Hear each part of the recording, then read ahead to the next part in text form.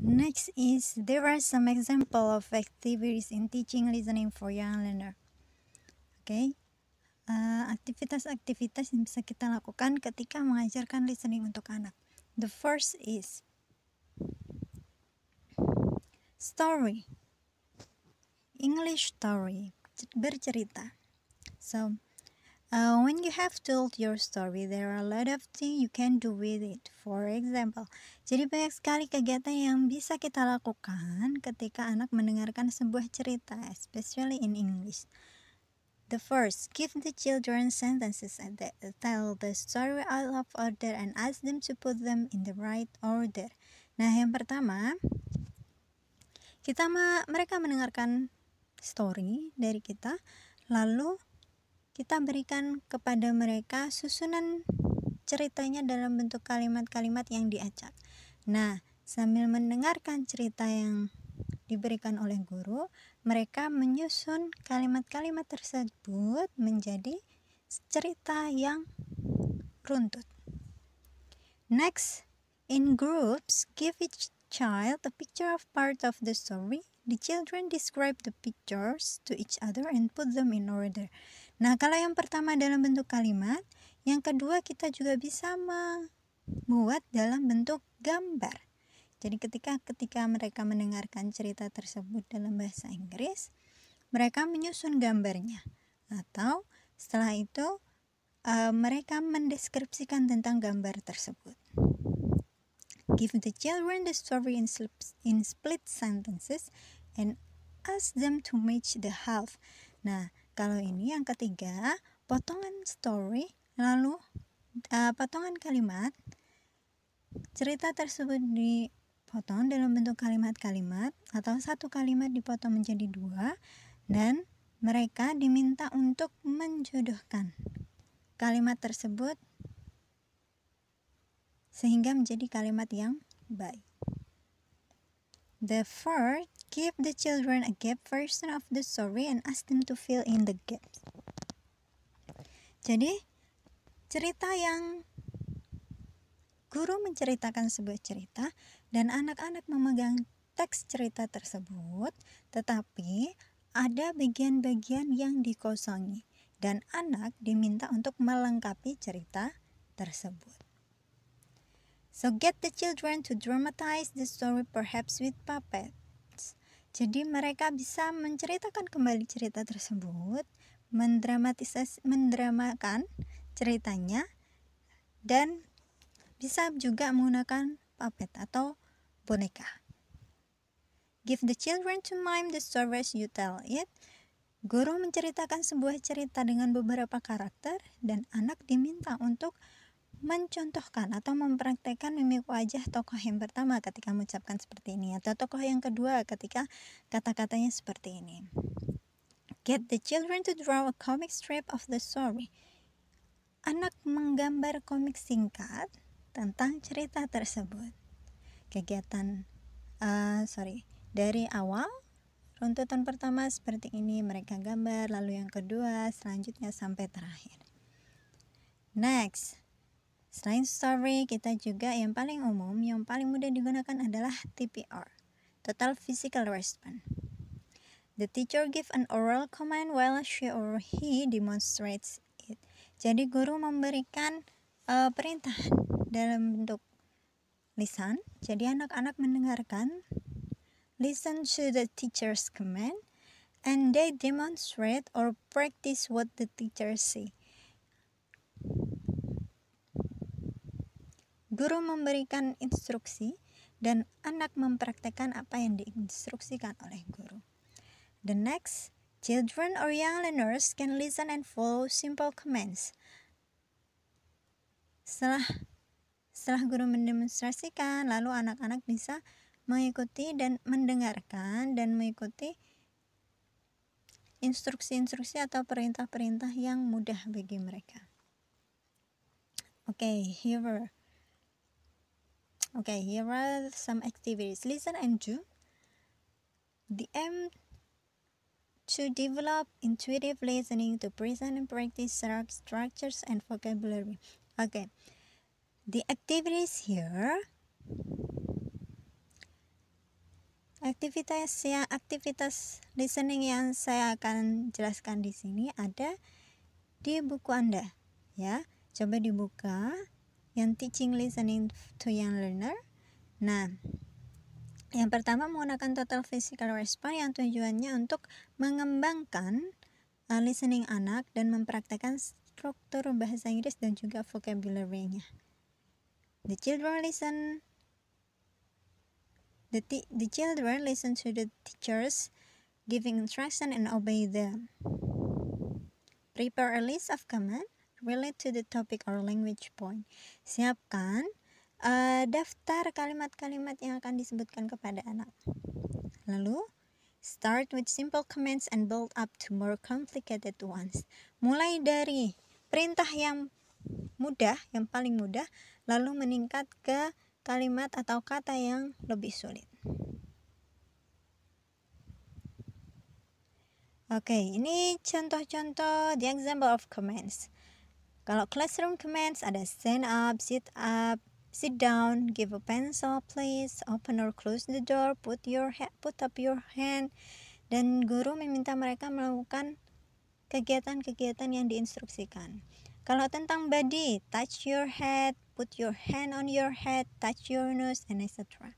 Abilities, kemampuan. If you can swim, clap once. Jika kamu bisa berenang, tepuk tangan 1 kali. If you can sing, stand up. Kalau kamu bisa menyanyi, berdiri. Seperti itu. So now, the next activity, the frog family. Okay. The aim, tujuannya, listening for keys, relating words and action, family vocabulary. Okay. Words dengan kegiatan frog family ini adalah sebuah cerita. Jadi bisa belajar tentang action, vocabulary tentang family, dan lain sebagainya. The teacher tells a story about the frog family and the children act out the parts of the characters. Oke, nah kalau ini anak mendengarkan cerita dari guru, lalu anak-anak mempraktekkan karakter yang ada dalam cerita tersebut. The flashcard or both drawings the frog family. Okay, family. So yang disiapkan guru ada flashcard, ada gambar tentang the frog family, chalk or string, and etc. Okay, here are the activity. Yang pertama, sampaikan kepada mereka menggunakan bahasa pertama. Kalau di sini berarti pertama kali kita menggunakan bahasa Indonesia, lalu sampaikan kepada mereka bahwa kita akan bercerita tentang frog family. Oke. Bisa memakai gambar yang ditempelkan di board juga. Ask the children, jadi ada pre-activity-nya. Tanya kepada mereka, have you ever seen frog? Pernahkah melihat katak? Di mana mereka tinggal? Di mana mereka hidup? Apakah mereka dingin atau panas? Dan lain sebagainya. So, selanjutnya, tell them the story, remembering to use lots of gesture to make the meaning very clear. Jadi selanjutnya, guru menceritakan cerita tentang the frog family. The main important thing, yang paling penting adalah ketika bercerita, gunakan gestures. Gerakan-gerakan yang membuat mereka lebih paham tentang cerita tersebut. Tell the children you are going to tell a story again, but this time 5 of them are going to be frog family. Guru akan menceritakan sekali lagi cerita tersebut, tapi guru memerintahkan beberapa anak atau memilih beberapa anak untuk menjadi karakter yang ada di tokoh tersebut. Jadi misal yang ada di cerita tersebut.